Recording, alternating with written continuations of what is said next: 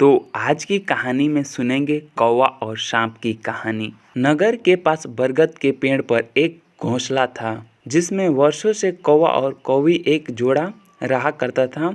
दोनों वहां सुखमय जीवन व्यतीत कर रहे थे। दिन भर भोजन की तलाश में वे बाहर रहते और शाम ढलने पर घोंसले में लौटकर आराम करते। एक दिन एक काला सांप भटकते हुए उस बरगद के पेड़ के पास आ गया। पेड़ के तने में एक बड़ा खोल देखकर वह वहीं निवास करने लगा। कौवा कौवी इस बात से अनजान थे। उनकी दिनचर्या यूं ही चलती रही। मौसम आने पर कौवी ने अंडे दिए।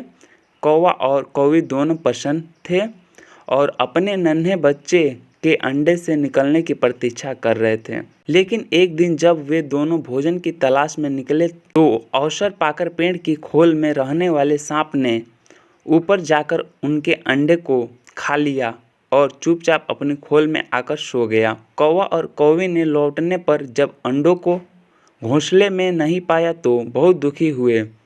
उसके बाद से जब भी कौवे अंडे देती सांप उन्हें खाकर अपनी भूख मिटा लेता। कौवा कौवी रोते रह जाते। मौसम आने पर कौवी ने फिर से अंडे दिए, लेकिन इस बार वे सतर्क थे। वे जानना चाहते थे कि आखिर उनके अंडे कहाँ गायब हो जाते हैं। योजना अनुसार एक दिन वे रोज की तरह घोंसले से बाहर निकले और दूर जाकर पेड़ के पास छुपकर अपने घोंसले की निगरानी करने लगे। कौवा कौवी को बाहर गया देख काला सांप पेड़ की खोल से निकला और घोंसले में जाकर अंडों को खा गया। आंखों के सामने अपने बच्चों को मरते देख कौवा कौवी तड़प कर रह गए। वे सांप का सामना नहीं कर सकते थे।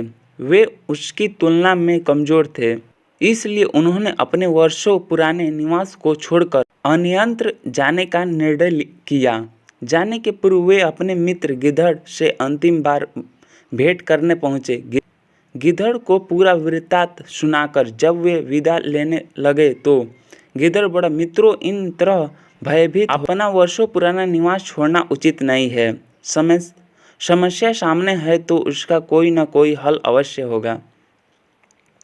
कौवा बोला, मित्र, हम कर भी क्या सकते हैं? उस दुष्ट सांप की शक्ति के सामने हम निर्हित हैं। हम उसका मुकाबला नहीं कर सकते हैं। अब कहीं और जाने के अलावा हमारे पास कोई चारा नहीं। हम हर समय अपने बच्चों को मरते हुए नहीं देख सकते।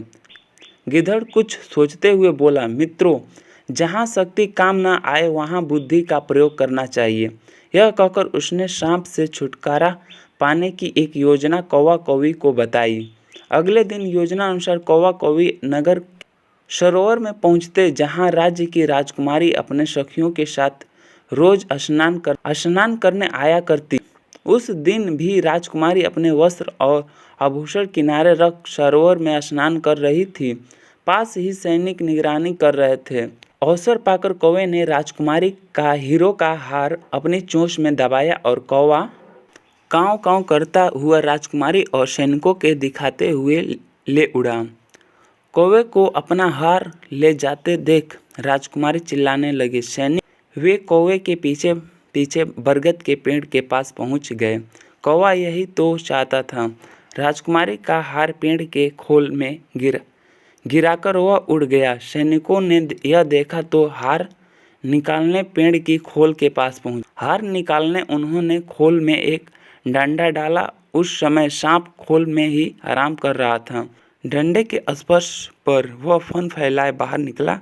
सांप को देख सैनिक हरकत में आ गए और उसे तलवार और भाले से मार डाला। सांप के मारने के बाद कौवा कौवी खुशी अपने घोंसले में रहने लगे। उस वर्ष जब कौवी ने अंडे दिए तो वे सुरक्षित रहे। कहानी से सीख, जहाँ शारीरिक शक्ति काम ना आए वहाँ बुद्धि से काम लेना चाहिए। बुद्धि से बड़ा काम किया जा सकता है और किसी भी संकट का हल निकाला जा सकता है। अगर ये कहानी आपको सुनकर अच्छा लगा हो तो वीडियो को लाइक कर दें और चैनल को सब्सक्राइब कर दें।